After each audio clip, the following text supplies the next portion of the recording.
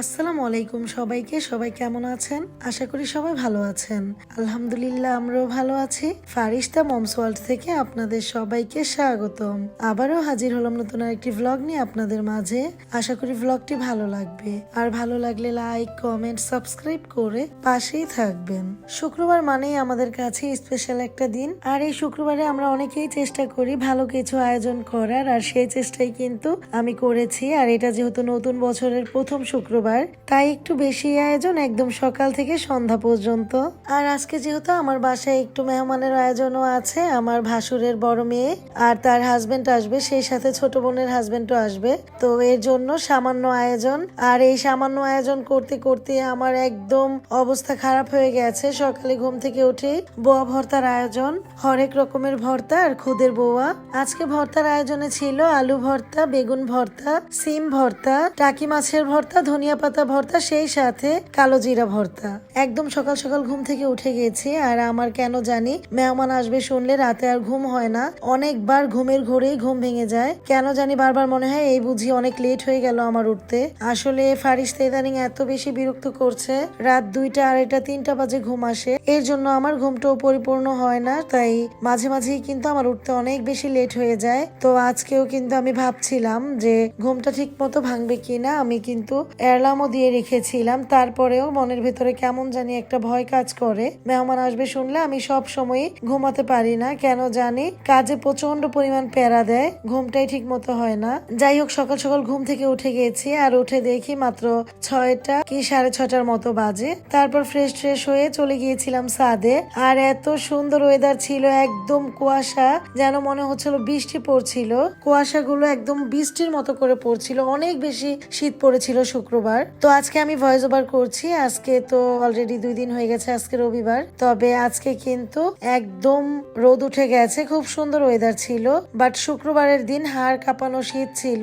আর পানিতে হাত দেওয়ার পরে তো মনে হচ্ছিল হাতগুলো কেটে যাবে, এমন একটা অবস্থা। আর ছাদে যাওয়ার পর আমার গাছে 3টা বেগুন ছিল, বেগুন 3টাও নিয়ে এসেছি অফ ক্যামেরায়, যেহেতু অনেক বেশি সকালে গিয়েছি। ফোনটা নেওয়ার কথা আমি ভুলেই গিয়েছিলাম। ইদানিং কেমন জানি একটা অভ্যাসে পরিণত হয়ে গেছে, মনে চায় সবকিছুই আপনাদের সাথে শেয়ার করি, অনেক ভালো লাগে। আসলে যখন ছাদে গিয়েছিলাম আর যখন দেখলাম ফোনটা নিতেই ভুলে গিয়েছি, কি যে একটা আফসোস লাগছিল, ওয়েদারটা দেখাতে পারছি না। আর গাছ থেকে বেগুন পারলাম, সেটাও কিন্তু আপনাদের সাথে শেয়ার করতে পারলাম না। এটা নিয়ে কিন্তু আমার আফসোস হচ্ছিল। তো তখনই বুঝতে পারলাম আসলেই আপনাদের সাথে মনে হয় আমার সবকিছুই শেয়ার করতে হবে। কেমন জানি একটা মায়া হয়ে গেছে এই চ্যানেলটার প্রতি আর আমার এই ভালোবাসার ভিউয়ার্সদের প্রতি। এদিকে আমার হাতে বানানো যে ভর্তাগুলো, সেগুলো আমি হামানদিস্তা দিয়ে বানিয়ে ফেলেছি। টাকি মাছের ভর্তা, আলু ভর্তা আর বেগুন ভর্তা, সিম ভর্তা, কালো জিরা ভর্তা আর ধনিয়া পাতা ভর্তাটা আমি পাটায় বানিয়েছি। এত বেশি কষ্ট হচ্ছিল ভর্তা বানাতে, কি বলবো। আসলে অনেক দিন পর পাটায় আমি ভর্তা বানিয়েছি। পাটায় যখন ভর্তাগুলো বাটছিলাম তখন কিন্তু ভালোই লাগছিল, ভালোবাসার মানুষদের জন্য তৈরি করছি, খারাপ লাগছিল না। পরবর্তীতে এত ব্যথা হচ্ছিল হাতগুলো, কি বলবো। সারাদিন কাজ করার পর রাতে যখন রেস্ট করতে গিয়েছিলাম, এত হাতে ব্যথা। আপনাদের ভাইয়া কিন্তু আমার হাতে মালিশ মেখে দিয়েছিল, তখন একটু আরাম পেয়েছি। এই তো রান্না করার সময় আপনাদের ভাইয়া চালের গুঁড়ি ভাঙিয়ে নিয়ে এসেছে, আতপ চাল আর সিদ্ধ চাল। সিদ্ধ চাল বলতে আমরা যে চালের ভাত খাই সে চালের কথা বলছি আমি। তো আমি আলাদা আলাদা করেই ভাঙিয়ে নিয়েছি, যেহেতু পিঠা বানাবো তখন এগুলো মিলিয়ে নেওয়া যাবে। তো আমার মাকে দেখতাম সিদ্ধ চাল আর আতপ চাল একসাথে করে ভাঙায়। আমি যেহেতু একটু বেশি পরিমাণ ভাঙিয়েছি, এর জন্য 2টা আইটেমই আলাদা আলাদা করে ভাঙিয়ে নিয়েছি। যখন যেই পিঠাতে আমার যতটুকু লাগবে আমি মিক্স করে নেব। আমি আতপ চাল ভাঙিয়েছি 5 কেজি আর সিদ্ধ চাল ভাঙিয়েছি 7 কেজি, মোট 12 কেজি চাল ভাঙিয়েছি। ইনশাল্লাহ শীতের পিঠা খাওয়া হয়ে যাবে এই চালের গুঁড়িতেই। আর যেহেতু রোদ নেই, একদম কুয়াশা পড়ে আছে, বাহিরে প্রচুর বৃষ্টির মতো পড়ছে কুয়াশা থেকে, এর জন্য আর আমি রোদে দেওয়ার ঝামেলাটা করলাম না। রোদে দিয়ে রাখলে গুঁড়িগুলো অনেক দিন ভালো থাকে। তো আমি ডিপ ফ্রিজটা যেহেতু ফাঁকাই আছে আর যতটুকু জিনিসপত্র ছিল আমি অন্য ফ্রিজে রেখে দিয়েছি। আর ডিপ ফ্রিজটা ক্লিন করেছি শুধুমাত্র চালের গুঁড়া, মিঠাই এগুলো রাখার জন্য। আর আমাদের যেহেতু 12 কেজি মিঠাই এনেছিল, সেই 12 কেজি মিঠাইও কিন্তু আমি কন্টেনারে আর বক্সে মিলিয়ে ডিপ ফ্রিজে রেখে দিয়েছি। আর এই তো গুঁড়িগুলো আমি এক একটা কন্টেনারে আলাদা আলাদা করে রেখে দিলাম।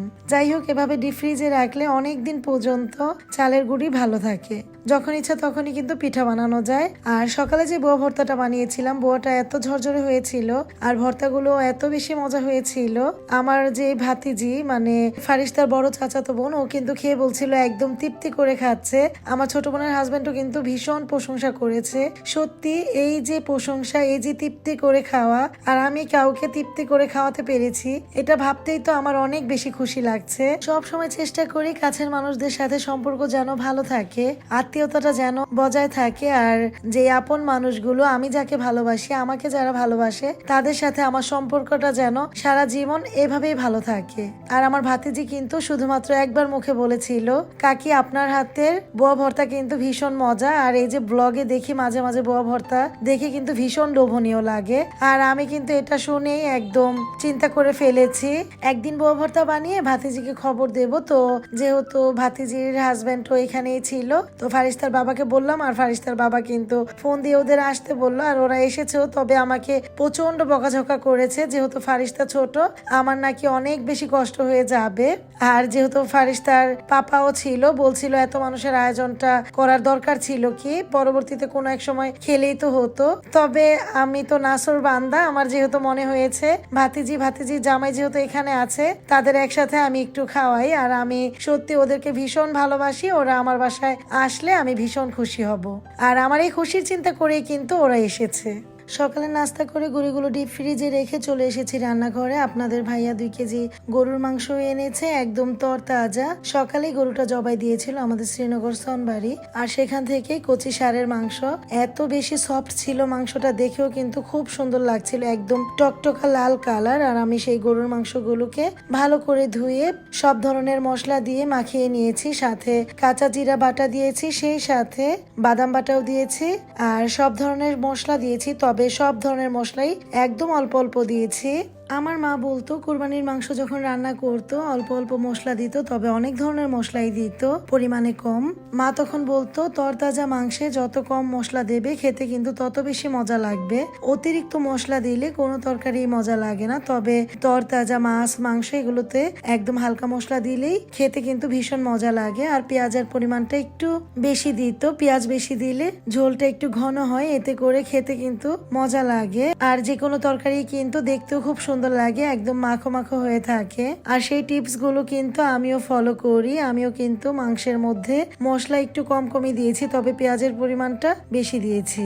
আর পরিমাণ মতো সরিষার তেল দিয়ে আমি ভালো করে হাতে মেখে মেরিনেট করে নিয়েছি, অনেকক্ষণ পর্যন্ত মেখেছি, একদম মাখতে মাখতে মাংসটাকে একদম সবকিছুর সাথে মিক্সড করে ফেলেছি। তারপর আমি আধা ঘন্টার মতো ঢেকে রেখে দিয়েছিলাম। এরপর আমি কারেন্টের চুলায় বসিয়ে দিয়েছি, এক পাশে এটা হতে থাকবে আর আমি গ্যাসের চুলায় বাদবাকি রান্নাগুলো করে ফেলবো। সবার প্রথমে আমি গরুর মাংসটা ইলেকট্রিক চুলায় বসিয়েছি, আর সবার লাস্টে কিন্তু নামিয়েছি। এত বেশি সফট হয়েছিল আর এত মজা হয়েছিল গরুর মাংসটা, কি বলবো, মুখে লেগে থাকার মতো। গরুর মাংসটায় আমি জাস্ট অল্প একটু পানি দিয়েছি, একদম হাত ধোয়া পানি, আর সেই পানিতেই কিন্তু গরুর মাংসটা কষিয়ে নেব। এরপর আমি কষানো হয়ে গেলে ঝোল দিয়ে দেব। আর এইদিকে গ্যাসের চুলায় মুরগির মাংস বসিয়ে দিয়েছি, আর চিংড়ি মাছের কোরমাটাও বসিয়ে দিয়েছি। তো চিংড়ি মাছটা কষানো হয়ে গেছে, এর মধ্যে আমি জাল করা দুধ দিয়ে দিলাম। আর এই তো মুরগির মাংসটা খুব সুন্দর করে ভুনা করে নিচ্ছি। খুব ইচ্ছে ছিল মুরগির মাংসটাকে রোস্ট করব, তবে মিম একদম তরকারি যেভাবে রান্না করে সেভাবে কেটে ফেলেছে, দেখে খুব রাগ হচ্ছিল। তবে ওরকম কিছু বলিনি, যেহেতু সকাল থেকে ও আমার সাথে অনেক বেশি কাজ করছিল। এখন যদি কিছু বলতে যাই তাহলে ওর মনটা ভীষণ খারাপ হয়ে যাবে, তাই বাধ্য হয়ে রোস্টের পরিবর্তে তরকারি রান্না করে ফেললাম। কেন জানি মুরগির মাংসটা দেখে এত বেশি খারাপ লাগছিল, কি চাইলাম আর কি হয়ে গেল একটু ভুলের জন্য। আসলে আমারই মিমকে বলতে ভুলে গিয়েছিলাম যে এটাকে রোস্টের মতো করে কাটো, আর ও যেহেতু জানতো না, ও কিন্তু আমি রেগুলারলি যেভাবে তরকারি রান্না করি সেভাবে কেটেছে। তবে পিসগুলো একটু বড় বড়ই করেছে, যেহেতু মুরগির সাইজ বড় ছিল। তবুও রোস্ট তো রোস্টই, তরকারির মতো কেটে তো আর রোস্ট রান্না করলে ভালো লাগবে না, এই জন্য তরকারি রান্না করে ফেললাম। তাই ঝাল ঝাল করে একদম ভুনা করে ফেলেছি। আর এই দিকে দেশি কই মাছও ছিল, সেগুলোই আমি খুব সুন্দর করে ভেজে নিচ্ছি। আর ভাজার পর কই মাছের দু পেঁয়াজও করব, সেই সাথে ডিমটাও সিদ্ধ করে ভেজে নিয়েছি। তো আজকের দুপুরের মেনুতে ছিল পোলাও, মুরগির মাংস, গরুর মাংস, কই মাছের দু পেঁয়াজও, চিংড়ির কোরমা, সেই সাথে ডিম, সাথে সালাদ তো আছে। একটা কথা তো বলতে ভুলেই গিয়েছি, সকালের নাস্তার সাথে যে পাটিসাপটা পিঠাগুলো দেখতে পেয়েছেন, এই পাটিসাপটা পিঠাগুলো কিন্তু আমি বৃহস্পতিবার দিন রাতে করেছি।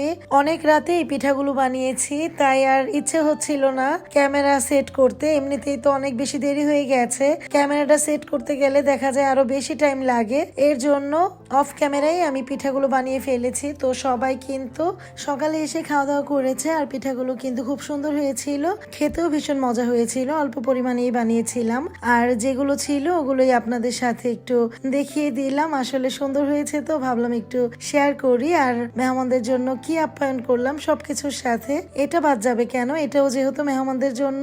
শীতের দিনে মেহমানদের দাওয়াত করেছি, আর মেহমান এসেছে, তাদেরকে শীতের পিঠা খাওয়াবো না, সেটা তো একদমই ভালো লাগছিল না। তো আপনাদের ভাইয়া তো বলেছিল ভিজা পিঠার আয়োজন করতে। আসলে ভিজা পিঠা বানাতে তো মোটামুটি অনেক দুধ লাগবে, আমি এই দুধগুলো কালেক্ট করতে পারিনি। ভেবেছিলাম আমাদের বাসায় যেহেতু গরু আছে বাবার বাসায়, সেখান থেকেই আনবো। তো আমার বলতে একটু লেট হয়ে গেছে, যে কারণে আমার আব্বু দুধগুলো বাজারে পাঠিয়ে দিয়েছে মিষ্টির দোকানে, এর জন্য আর আনা হয়নি। সেই জন্যেই আমার ভিজা পিঠাটাও তৈরি করা হয়নি। ফ্রিজে জাস্ট 2 কেজি দুধ ছিল, আর 2 কেজি দুধ দিয়ে কিন্তু আমি অল্প পরিমাণ হালুয়া তৈরি করে পাটিসাপটা পিঠাটা বানিয়ে নিয়েছি। আর এইদিকে আমার সবগুলো তরকারি রান্না হয়ে গেছে, এখন আমি একটু বেরেস্তা তুলে নিচ্ছি পোলাওয়ের জন্য।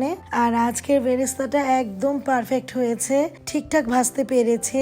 আসলে আমি কিন্তু একদম অকর্মার ঢেকি, বেরেস্তাটাও ঠিকঠাক ভাজতে পারি না, তবে আস্তে আস্তে সবই শিখে যাচ্ছে আলহামদুলিল্লাহ। চেষ্টা করলে সবই সম্ভব, কিছুই অসম্ভব না। আমাদের মনের ইচ্ছে থাকতে হবে, মনে ইচ্ছে থাকলে সবকিছুই কিন্তু ঠিকঠাক পারা যায়। বেরেস্তা ভাজা শেষ করে আমি সেই পাতিলের মধ্যে তেল দিয়ে পেঁয়াজ দিয়ে দিয়েছি, এর মধ্যে আদা রসুন বাটা দিয়ে পোলার চালগুলো দিয়ে দিয়েছি। আর আজকে যেহেতু মানুষ বেশি, তাই পরিমাণে একটু বেশি পরিমাণ পোলাও রান্না করব, তাই আমি 2 কেজি 1 পা চাল নিয়েছি। আর এই পাতিলটার মধ্যে 2 কেজি পোলাও ঠিকঠাক আসে, তবে 1 পা চাল বেশি হওয়ার কারণে একটু আটো সাটো হয়ে ভরে গিয়েছিল। আমি সবসময় চেষ্টা করি পোলার চালটা একদম নেড়ে চেড়ে অনেকক্ষণ পর্যন্ত ভাজা ভাজা করে নিতে। আমার মনে হয় যতক্ষণ পর্যন্ত ভাজা ভাজা না হয় ততক্ষণ আমার ভালো লাগে না। আর যত ভাজা ভাজা করা যায় পোলাওটা কিন্তু অনেক বেশি ঝরঝরে হয়, আর খেতেও কিন্তু অনেক মজা লাগে, আর ঘ্রাণটাও অনেক আসে। আর এই তো পোলাওটা ভালো করে ভাজা ভাজা করে এর মধ্যে আমি ফুটন্ত গরম পানি দিয়েছি। আর এই তো গরম পানিটা দিলে কিন্তু 1 মুহূর্তের মধ্যেই পোলাওটা হয়ে যায়, মনে হয় যেন বলকটা আসলো আর পোলাওর চালটা ফুটে একদম পাতিল ভরে গেল, পানিগুলো উধাও হয়ে গেল। আমার কাছে কিন্তু এই জিনিসটা বেশ লাগে, খুব ভালো লাগে আমার কাছে। আর এই তো পোলাওটা এখন উল্টে পাল্টে দিয়েছি, এর মধ্যে আমি কিছুটা পরিমাণ ঘি দিয়ে, পোলাও, বিরিয়ানি, খিচুড়ি এগুলোতে ঘি দিতে আমার অনেক ভালো লাগে, আর ঘি আমি অনেক বেশি পছন্দ করি, ঘিয়ের ফ্লেভারটা আমার কাছে খুব প্রিয়। আর এর জন্য পোলাও, বিরিয়ানি, খিচুড়িতে ঘি না দিলে আমার কাছে মনে হয় যেন অসম্পূর্ণ রয়ে গেল। বেরেস্তাটা ভাজার পর আমি কিছুটা চিনি দিয়ে মাখিয়ে রেখেছিলাম, এতে করে কিন্তু একদম মুচমুচে থাকে। আর বেরেস্তাটা এত সুন্দর লাগছিল, মনে হচ্ছিল আমি এমনি এমনি খেয়ে নেই। এই তো তারপর আমি পোলাওয়ের উপরে বেশ কিছুটা বেরেস্তা ছিটিয়ে দিলাম। আর বেরেস্তা ছেটানোর পর পোলাও, মাংস, বিরিয়ানি যেগুলোতেই দেই না কেন সৌন্দর্যটা যেন আরো দ্বিগুণ বেড়ে যায়, মাশাআল্লাহ। আর দেখতে যেটা সুন্দর লাগে, চোখের সুন্দরই কিন্তু মনের সুন্দর, আর খেতেও সেটা অনেক তৃপ্তি লাগে। আমার রান্নাঘরটা কিন্তু ভীষণ ছোট, এর জন্য কিন্তু আমি রান্না করে একটা আইটেমের তরকারি ওইখানে রাখতে পারিনি, যেহেতু রান্না বান্নাটা একটু বেশি, ঝামেলাটাও একটু বেশি, এর জন্য আমি সবকিছু কড়াই সহ টেবিলে রেখেছিলাম। আর এখন সুন্দর করে সার্ভিং ডিশে পরিবেশন করে নিচ্ছে, আর এগুলো খুব সুন্দর করে টেবিলে পরিবেশন করব। আর সত্যি বলতে সবগুলো রান্না শেষ করে যখন টেবিলে সবকিছু পরিবেশন করেছি, মাশাআল্লাহ এত ভালো লাগছিল, নিজের চোখকে বিশ্বাস করতে পারছিলাম না আমি এত সুন্দর করে এত কিছু রান্না করেছি। আলহামদুলিল্লাহ, মেহমান আল্লাহ দেওয়া সবচেয়ে বড় রহমত, আর সেই রহমত কিন্তু আল্লাহর রহমতে আমার বাসায় মাঝে মাঝেই আসে। মাঝে মাঝে বললেও ভুল হবে, 3-4 দিন পরপরই মেহমান আসে। আলহামদুলিল্লাহ, আমাদের আদর আপ্যায়ন, আমাদের ব্যবহার সবাই অনেক বেশি পছন্দ করে, আর সবাই কিন্তু খুব ইচ্ছে করে আমাদের বাসায় আসে। খুব যে আমি জোর করে সবাইকে আনি ওরকমটা না, আমাকে আমাকে ভালোবেসে সবাই চলে আসে, আর এটা কিন্তু আমার অনেক বড় পাওনা। সবাই আমাকে অনেক বেশি ভালোবাসে। আমার শ্বশুর বাড়ি, আমার বাবার বাড়ি, আমার দূর সম্পর্কের আত্মীয় স্বজন সবাই কিন্তু আমাকে মন থেকে ভালোবাসে, আর সবাই আমার জন্য খুব দোয়া করে। আর এই তো আমার রান্না করা জিনিসগুলো টেবিলে সার্ভ করার পর কত সুন্দর পরিপূর্ণ লাগছে, কত ভালো লাগছে দেখতে। প্রত্যেকটা আইটেম মাশাআল্লাহ অনেক বেশি সুন্দর হয়েছে, খেতেও কিন্তু ভীষণ মজা হয়েছিল। আর সবাই কিন্তু অনেক প্রশংসা করেছে। গরুর মাংসর প্রশংসাটা সবচেয়ে বেশি করেছে ফারিস্তার বাবা। আর ফারিস্তার বাবার প্রশংসা পেলে আসলে আমার আর অন্য কারোর প্রশংসার প্রয়োজন হয় না। কেন জানি আমার মনে হয় সবকিছুর রেজাল্ট আমি পেয়ে গিয়েছি। আমার অনেক বেশি খুশি লাগে যখন ফারিস্তার বাবা কিছুতে ভালো বলে, খুশি হয়। সকাল থেকে সন্ধ্যা পর্যন্ত একদমই বসতে পারিনি, অনেক কাজ। সকাল থেকে রান্না স্টার্ট করেছি একদম সন্ধ্যার পর রাত পর্যন্ত। আর এই তো এখন আবার সন্ধ্যার নাস্তা তৈরি করতে এসে পড়েছি, তেল পোয়া পিঠা। আর আমি কিন্তু খুব সুন্দর করে তেল পোয়া পিঠাটা বানিয়েছি। তবে দুঃখের বিষয় হচ্ছে মেহমানগুলো কিন্তু সবাই বিকেলে চলে গেছে। প্রত্যেকটা মেহমানকেই কিন্তু খুব করে রিকোয়েস্ট করেছিলাম থাকার জন্য, পিঠা খাওয়ার জন্য, তো কেউই থাকেনি, সবাই চলে গেছে। এখন আমার ভিডিও দেখবে আর আফসোস করবে। সুন্দর সুন্দর পিঠা দেখাতে দেখাতে এখানেই বিদায় নিলাম। আসসালামু আলাইকুম।